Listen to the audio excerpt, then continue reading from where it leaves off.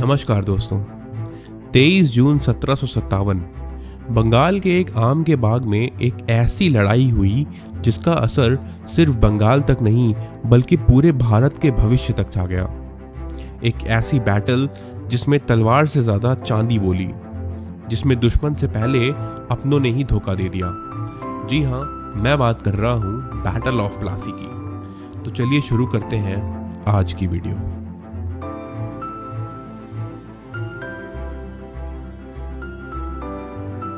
दोस्तों, मुगल एम्पायर की शुरुआत की थी बाबर ने। उसके बाद हुमायूं, अकबर और फोर्थ मुगल एम्पायर बना जहांगीर 1605 में। और यही वो समय था जब ब्रिटेन की ईस्ट इंडिया कंपनी इंडिया में ट्रेडिंग करने के लिए आई थी। ब्रिटेन का एम्बेसडर थॉमस रो काफ़ी समय तक जहांगीर के रॉयल कोर्ट में रहा और उसने उसका ट्रस्ट जीत लिया। उसने जहांगीर को अलग अलग तरह से ब्राइब करने की कोशिश की और वो जहांगीर का खास आदमी बन गया। और इसी तरह ईस्ट इंडिया कंपनी को इंडिया में ट्रेड करने की परमिशन मिल गई। ये एक बहुत बड़ा हर्डल था जो ईस्ट इंडिया कंपनी ने क्लियर कर लिया था 1618 में। और इसके बाद 1647 तक ईस्ट इंडिया कंपनी ने 23 फैक्ट्री इंडिया में खड़ी कर दी।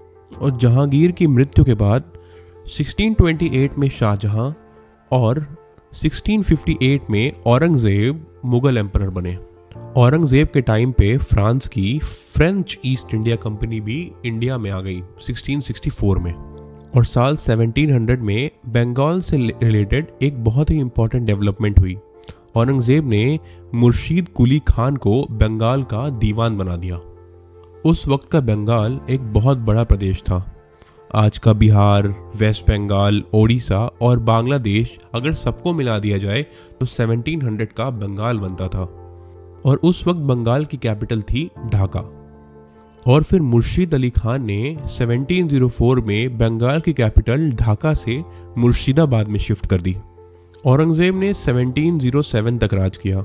उसके बाद दो छोटे किंग्स और आए, बहादुर शाह फर्स्ट और जहांदार शाह। और फिर 1713 में आया फारूक सियार जो था 9th मुगल एम्परर।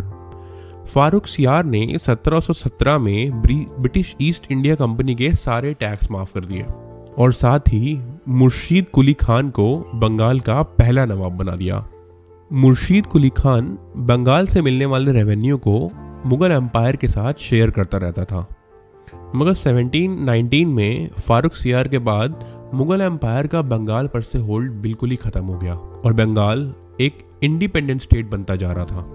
और 1727 में मुर्शीद कुली खान ने अपने दामाद शुजाउद्दीन मोहम्मद खान को बंगाल का नवाब बना दिया। शुजाउद्दीन का एक वफादार सिपाही था और उसका नाम था अलीवर्दी खान। अलीवर्दी खान की काबिलियत देखते हुए उसे बहुत जल्दी ही आर्मी का जनरल बना दिया गया। और उसके कुछ साल बाद 1733 में अलीवर्दी खान को बंगाल का डेप्यूटी सूबेदार भी बना दिया गया। बट 1739 में शुजाउद्दीन के बाद सरफराज खान बने बंगाल के नवाब। अलीवर्दी खान ये सब देख के जेलस हो गया। वो बस एक डेप्यूटी सूबेदार बनकर नहीं रहना चाहता था, उसे और कोई अच्छी उपाधि या पद चाहिए था। उसने 1740 में बैटल ऑफ गिरिया में सरफराज खान को मार दिया और उसने खुद को बंगाल का नवाब बना दिया। अलीवर्दी खान 1756 तक बंगाल का नवाब रहा।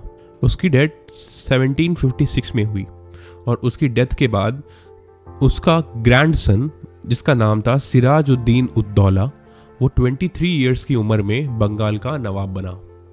सिराजुद्दौला ने ये चीज़ नोटिस करी कि बंगाल में ब्रिटिशर्स अपने किले वगैरह बनवा रहे हैं बड़े बड़े। फोर्ट विलियम जो कि एक ब्रिटिश इंडिया कंपनी का बहुत बड़ा एक किला था, उसकी रिपेयरमेंट और उसको और बड़ा करने की कोशिश कर रहे थे। एक्चुअली 1756 में यूरोप में 7 इयर्स वॉर शुरू हो गई थी जिसमें ब्रिटेन और फ्रांस आमने सामने थे। तो ईस्ट इंडिया कंपनी को, ब्रिटिश ईस्ट इंडिया कंपनी को ऐसा लग रहा था कि फ्रेंच ईस्ट इंडिया कंपनी उनके किले और उनकी दौलत को टेक ओवर कर लेगी, इसीलिए वो अपने किलेों की किलेबंदी कर रहे थे। इसके अलावा मराठा आर्मी भी बीच बीच में बंगाल पे अटैक करती ही रहती थी, इसीलिए वो अपने किलों की मरम्मत करवा रहे थे और उसमें सेफ्टी मेजर्स भी इंट्रोड्यूस कर रहे थे ताकि उनकी फैक्ट्रीज और किले दोनों के दोनों ही सुरक्षित रहें। लेकिन सिराजुद्दौला को ब्रिटिश इंडिया की कोई भी दलील जेन्युइन नहीं लग रही थी। वो इसे नहीं मान रहे थे। वो क्लियर थे कि बंगाल के ज़मीन पर अंग्रेज कोई भी किला नहीं बनवा सकते। वो व्यापारी हैं, व्यापार करें, राजा बनने की कोशिश ना करें। और इसके अलावा ब्रिटिशर्स और फ्रेंच दोनों ही इंडिया में दबा के पैसे छाप रहे थे और उसका कोई भी टैक्स बंगाल को नहीं मिल रहा था। उसका मानना था कि 1717 में जब फारूक सियार ने टैक्स पर छूट दे दी थी, तब से ज़माना बदल गया है और बंगाल का इसमें काफ़ी नुकसान हो रहा था, क्योंकि बंगाल अब मुगल के अधीन नहीं था। अब बंगाल में नवाबों का रूल चलना चाहिए था। सिराजुद्दीन दौला चाहता था कि ब्रिटिशर्स और फ्रेंच बंगाल को टैक्स दें किसी भी कीमत पर, और इसीलिए उसने एक्शन लिया। उसने ब्रिटिश और फ्रेंच के रिप्रेजेंटेटिव को अपने कोर्ट में बुलाया और इमीडिएटली उनके किलों की मरम्मत और फोर्टिफिकेशंस को बंद करने का आदेश दिया। साथ ही इसके साथ उनको अब से टैक्स देना पड़ेगा, ये बात उसने उनको समझाई। फ्रेंच ईस्ट इंडिया कंपनी ने नवाब सिराजुद्दौला की बात को तुरंत मान लिया, लेकिन दोस्तों ब्रिटिश ईस्ट इंडिया कंपनी ने इस एग्रीमेंट को रिजेक्ट कर दिया। वो इसको आगे नहीं मानने वाले थे। इसीलिए सिराजुद्दौला ने एक बहुत बड़ी फौज लेके फोर्ट विलियम पर अटैक कर दिया, जिसकी मरम्मत ब्रिटिशर्स कर रहे थे। अटैक करने के बाद ज़्यादातर अंग्रेज तो वहाँ से भाग गए, लेकिन ऐसा कहा जाता है कि 146 अंग्रेज वहाँ पर पकड़े गए, जिसमें सिर्फ आदमी ही नहीं, उसमें बच्चे और औरतें भी थीं। उन सभी को जेल में बंद कर दिया गया फोर्ट विलियम में, और अगली सुबह 146 में से सिर्फ 23 ही जिंदा बचे। कहा जाता है कि बाकी लोग दम घुटने की वजह से मर गए। इसी घटना को ब्लैक होल इंसिडेंट भी कहा जाता है। और सिराजुद्दौला ने फोर्ट विलियम को अपने कब्जे में पूरी तरह से ले लिया था। भागे हुए लोग पुल्टा नाम की जगह में छुपे हुए थे। उन्होंने रॉबर्ट क्लाइव को मदद के लिए चिट्ठी भेजी। रॉबर्ट क्लाइव उस वक्त बंगाल में नहीं थे, वो उस वक्त मद्रास में थे, और ये खबर मिलते ही रॉबर्ट क्लाइव 3000 की पैदल सेना लेके बंगाल की तरफ निकले।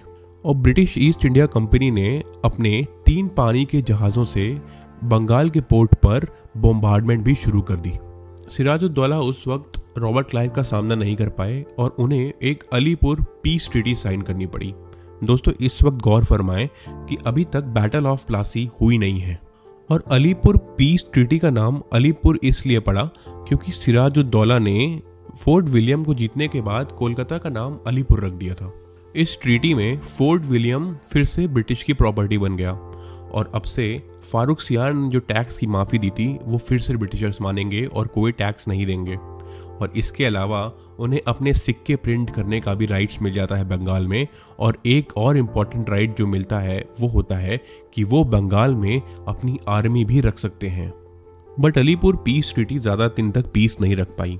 रॉबर्ट क्लाइव ने यह ठान लिया था कि वो सिराजुद्दौला को बंगाल का नवाब ज़्यादा दिन तक नहीं रहने देगा। मीर जफार जो सिराजुद्दौला का कमांडर इन चीफ था, उसको रॉबर्ट क्लाइव ने बुलाया और उसको उसने लालच देके अपनी साइड कर लिया। और उसने उससे ये बोला कि सिराजुद्दौला के हारने के बाद वो ही बंगाल का नवाब बनेगा। उसके बाद रॉबर्ट क्लाइव ने फ्रेंच ईस्ट इंडिया कंपनी के चंद्रनगर की फैक्ट्री पर अटैक कर दिया। सिराजुद्दौला को लगा कि ब्रिटिशर्स अपनी लिमिट अब क्रॉस कर रहे हैं, तो उसने ब्रिटिशर्स पे अटैक करने का सोच लिया। और यहीं से शुरुआत होती है बैटल ऑफ प्लासी की। 23 जून 1757 में भागीरथी नदी के पास एक जगह प्लासी में इस जंग को लड़ा गया। सिराजुद्दौला के पास 50,000 से भी ज्यादा सिपाही थे और रॉबर्ट क्लाइव के पास सिर्फ 3,000। फिर भी ब्रिटिश डर नहीं रहे थे, क्योंकि उनके पास एक ऐसा वेपन था जो तलवार से भी ज्यादा खतरनाक था। वो था मीर जफार। बैटल शुरू हुई, सिराज की आर्मी आगे बढ़ी, लेकिन मीर जफार और उसकी 20,000 की सेना चुपचाप वहीं खड़ी रही। तभी एक तेज बारिश आई, उसने नवाब सिराजुद्दौला से गन पाउडर को भिगा दिया। ब्रिटिशर्स ने इसका फायदा उठाया। डिसिप्लिन और मॉडर्न कैनन के साथ उन्होंने वार किया। सिराजुद्दौला ने देखा हर तरफ से उसका साथ छोड़ा जा रहा है। वो बैटलफील्ड से निकल गया, लेकिन कब तक? कुछ दिनों बाद उसे मीर जफार के आदमियों ने पकड़ लिया और उसे मार दिया। प्लासी जीतने के बाद रॉबर्ट क्लाइव बंगाल के खजाने में घुस गया। 17 करोड़ रुपए कि सोने चांदी के साथ क्लाइव ने ये लिखा कि ये उसकी जिंदगी की सबसे बड़ी जीत थी। मीर जफार बना नवाब, लेकिन सिर्फ नाम का। सारी डिसीजन मेकिंग रॉबर्ट क्लाइव करता था। पूरे बंगाल को लूट लिया गया और अगले 100 साल भारत एक एक करके अंग्रेजों के कब्जे में चला गया। प्लासी ने सिर्फ बंगाल नहीं, भारत का भविष्य बदल दिया।